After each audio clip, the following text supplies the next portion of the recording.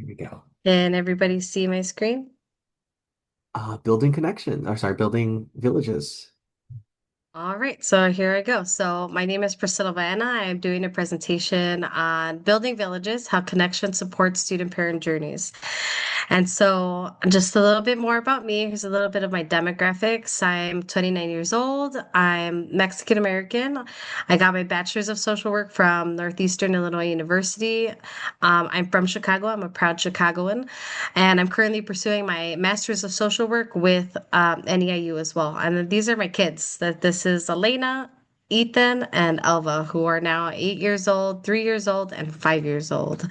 And I think what's important to know about me is that I have a really strong connection and like focus on early childhood, working with children, youth, and families. And I have a little bit of background in restorative justice as well. And so I'll go ahead and get into it. I wanted to kind of set the tone, I guess, of my presentation on research, right? Because ultimately, if we whatever we take to policy and legislation to make change happen, we need statistics and data to back that up. And so, is this need coming from? And so, first, a little bit of demographics on student parents. There are 4.8 million student parents. Um, in the United States, 71% of them are women, and throughout that 4.8 million student parent population, 43% are single mothers. And I thought it was important to add this because it reflects a little bit of my own experience. I per se am not a single mother, but I think that seems to be that's the experience of most student parents throughout the United States.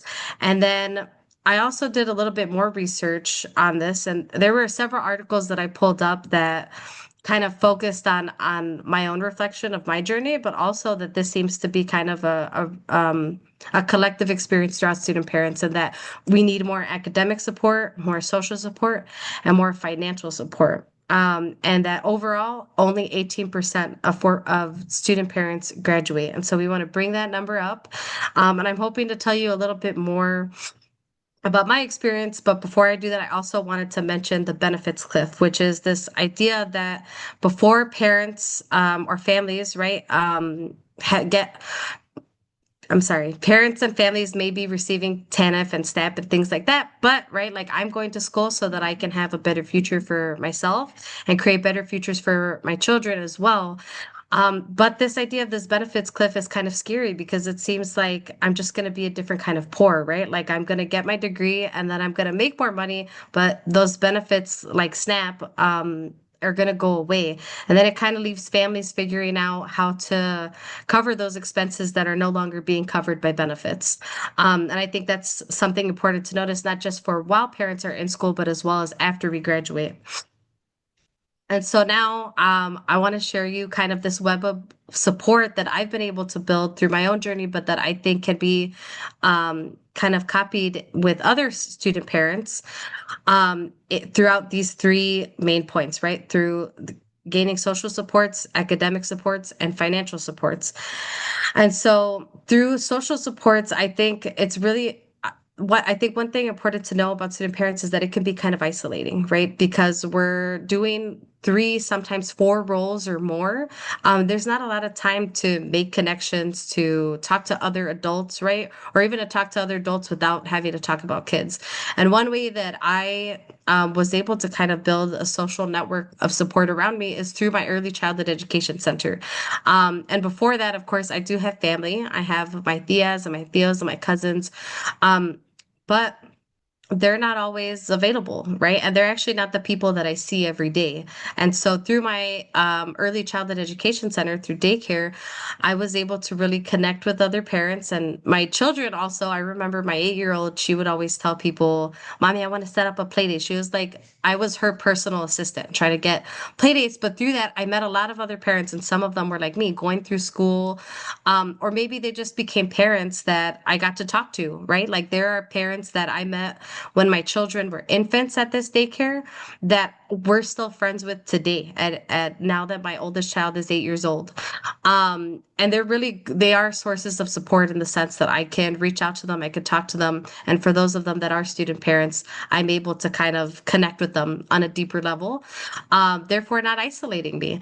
In addition to, I really want to just thank my ECE staff because they really helped me get through school, right? On those days that I was super tired, I came to pick up my kids and you could tell that I was tired and hungry and just ready to go to bed. They were able to look at me and say, like, you're doing it. You're going to get that degree.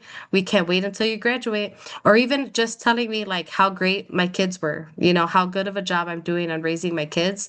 I've been a parent at my daycare for going on 8 years, with 3 children in the program. They are a Head Start agency. Um, and through that, I think I've really been able to get the social support that I need so that I'm not isolated, so that my children are being socialized outside of school as well. Um, and then this is on the top right here. This is actually my family support worker at my Head Start agency. I made sure on my graduation day to go to my daycare center and thank them and take pictures with them because they were a part of my academic journey. And then more specifically on academics, I think, excuse me. Um, and throughout my educational journey, I've really found a lack of spaces for student parents. And so in the past 2 years, I have been able to kind of collaborate in spaces where we talked about creating student parent organizations or clubs on campus, to kind of, again, create more community, not just outside of campus, but on campus as well. And what that looks like to me is having kid inclusive campuses or kid safe campuses, right? Where there's making sure that we're having changing tables in the bathrooms, there's play areas. NEIU is not a big campus, but it's big enough that I've seen some spaces where I'm like, we could fit in some toys there, right? Or like a carpet or something. Or even having children's books in the library. And then, of course, there's always professors, right? Like bringing your kids to class. I've done it. And my kind of idea for that was that I ask for forgiveness and not permission. And so I would just sometimes have to show up with my kids. Um, and luckily, right, even though I didn't ask initially, a lot of my professors were okay, with bringing my kids to class. It was just kind of getting over that embarrassment of, oh my gosh, I'm going to have my 3-year-old with me, and making sure that they had enough things to do. And luckily, my children were always very surprisingly well behaved in class. And my professors were okay with that. And then finally, I want to address financial support. So, first and foremost, I think we definitely need more grants and scholarships for low income students, but also for parents. And then the next one I wanted to address is actually also related to ECE. So I think we need to have more workforce programs. And that could be done through ECE. So for instance, in my experience, I got to go back to school because my Head Start agency had a program where they help people parents go back to school. But that program was specifically for parents looking to work in the early childhood education system as educators. But that being said, we should have it for more professions, and I think it's very supportive of parents because in this workforce program, we offer dinner, we offer childcare, and additional academic assistance for the first year of school. And then finally, finding accommodating internships and employers. So I actually did my bachelor's internship at this agency, at my childcare agency, and it's because I knew that as a social worker, I had to think about what kind of populations I was going to work with. And I knew that there were certain populations that they're going to need me to be there, right? I might be on call. And as a parent, I had to kind of reflect on if I was able to do that. And so I thought, why not work with this agency, right, that supported me throughout my education and supports my kids and my community. And I'm still an intern there today, working towards my master's of social work.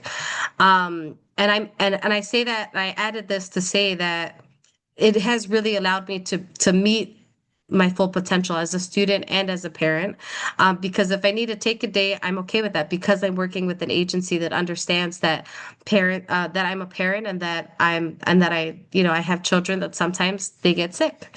Um, And then I have some other ideas too. So some other ideas that I had was this idea of like a tanda, which you could use through your social supports.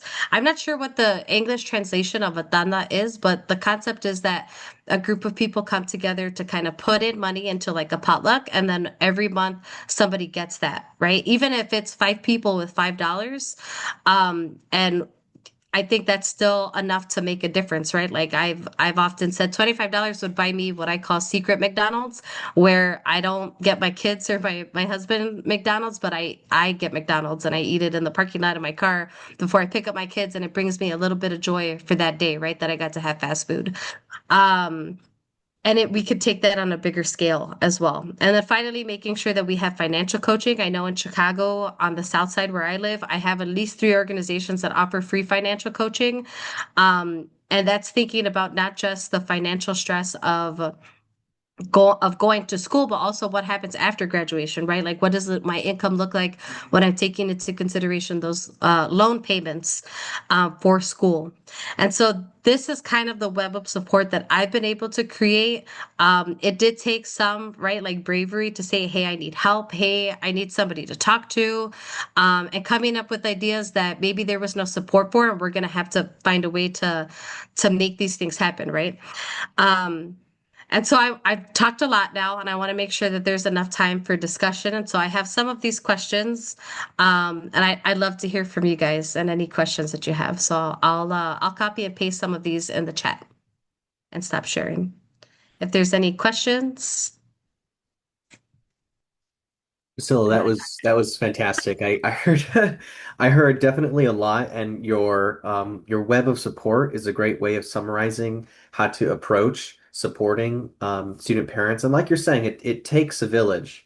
So yeah, I want to give you a round of applause there and appreciate you sharing all that. I think you put the questions you had in the chat. So any folks want to answer any of these particular questions, or might you have responses or thoughts for Priscilla here?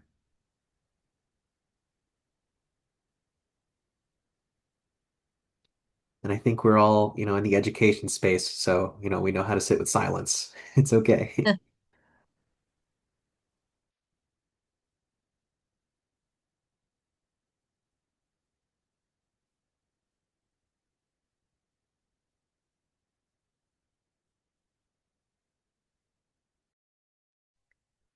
Hi, Priscilla.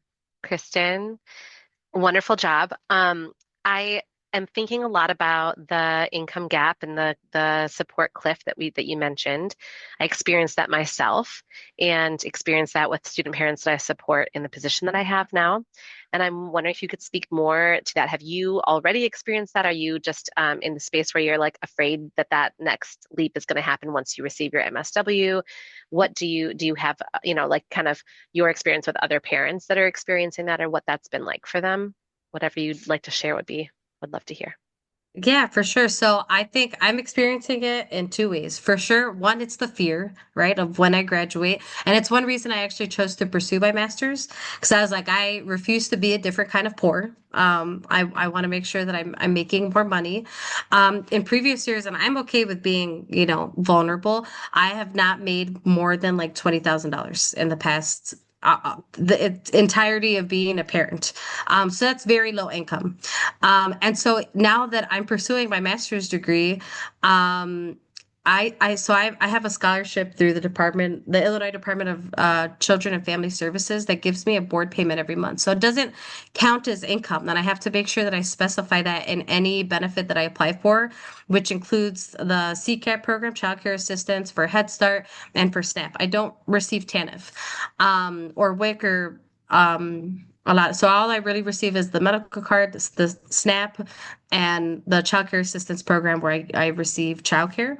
That being said, something that I've been struggling with this year is I really need a part-time job because expenses are expensive. And so I've been a little scared of even a slight change in my income, right? If I get a part-time job working 20 hours a week, it'll decrease my SNAP by like $300, which comes out to, and I'm already spending more money on groceries than I get in the link card because groceries are very high and the cost of living in Chicago has increased significantly in the past 3 years. Does that answer your question?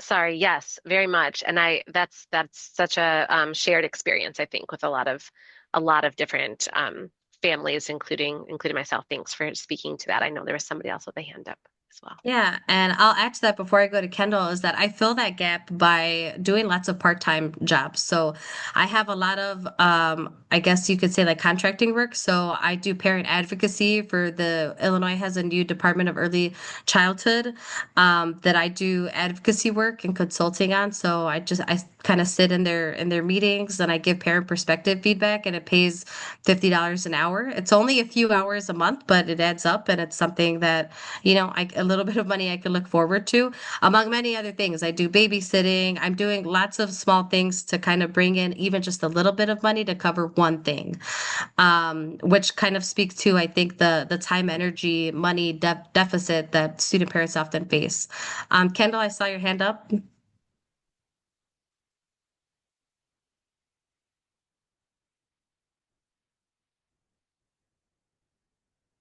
Oh, Kendall, if you're talking, we can't hear you.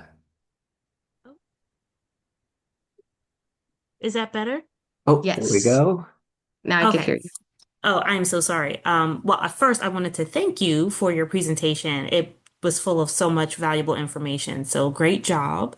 And I apologize for not having my camera on. I was not prepared to be on camera today. No, you're okay. Um, but just kind of piggybacking off of what you were saying, I had my first child when I was a sophomore in college, and relying on public assistance and all of that was challenging. But fast forward 20 years, now I'm gainfully employed, pursuing a PhD, and trying to navigate how I'm going to send her to college, and making too much now to be able to like receive grants and things like that, and trying to navigate those challenges. So it starts and then it snowballs in so many different directions, and it becomes a lifelong thing for a parent to have to navigate. But also, kind of to your point with the internships and being mindful of that, some of the student parents that I have worked with, having to be really intentional about helping them find paid internships, since it's a requirement for graduation for them. But, now it's an additional thing that you brought up, being mindful of will they be making too much at their internship to qualify for some of the public assistance things that they need. So thank you so much for putting all of that together. Thank you. I appreciate it. And I mean, I could add to that when it came to internships for my BSW, I think I really focused on making sure that I was going to be able to pick up and drop off my kids. And I prioritized that over getting paid. So I did pass up on some internships that were paid, but the schedules and the kind of accommodations as a parent wouldn't have worked out for me. And it is disappointing because sometimes I feel like I could have added a lot to working with other populations outside of children and families. Um, but yeah, and I see Kristen. Thank you, Kendall, for your commentary, and then I see Kristen in the comments. It is worth it at the end of this journey for me. Will reach above another kind of port. Thank you. Yes, I appreciate, and I look forward to it very much so. I know we only have a few minutes left in the breakout room, so thank you guys for listening, and I hope you guys enjoyed the other breakouts as well.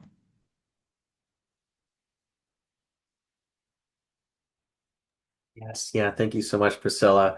When we go back to the main room, they'll ask us just for like a quick, hey, what's like one or a couple things that you want to share? And I gotta say, I don't have I'm learning, right? I don't have experience with student parents and or being one. My sister is about to have a baby and she's doing college at the same time. So there's a lot that I can talk to her about here. One thing that you said that really stuck with me is just it sounds so simple, but expenses are expensive, right? And then you compound all the challenges that you're talking about. Any change of income is a huge deal, and even the fact that you lose benefits when just because you work, yeah, that's that's a system that just is not helpful for student parents to put it simply. But I thank you for sharing all that and folks for your questions. If you have any other questions, feel free to either share them in the chat, but I think we will be sent back in the main room in just a few moments here. Any other thoughts from the group?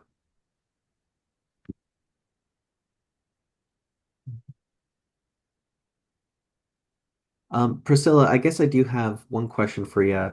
So I know you said you leaned a lot onto your family, and then you made connections through like play dates and things like that. So for those single mothers, you mentioned there's a high population.